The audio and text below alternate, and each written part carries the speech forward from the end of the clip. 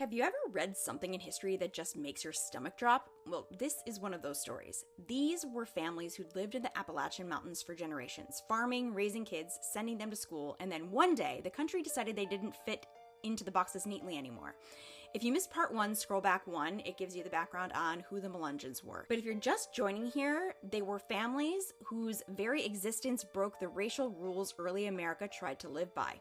They built small mountain communities, farming, trading, raising families, just living ordinary lives away from towns that constantly asked, "What are you?"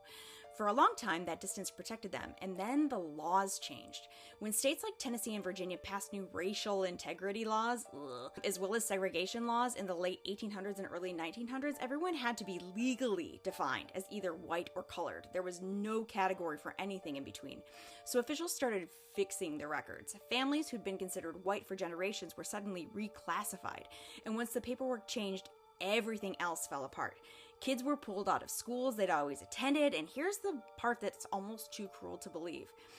Those kids weren't allowed in the white schools, nor were they allowed in the black schools. There was literally nowhere they were permitted to go. And so something like 90% of the community eventually became illiterate.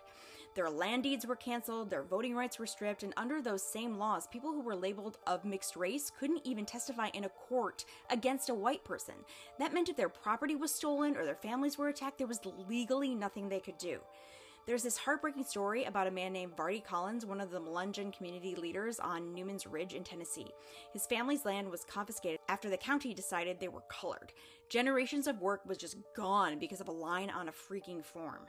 That kind of bureaucratic cruelty didn't just steal homes, it erased people's voices.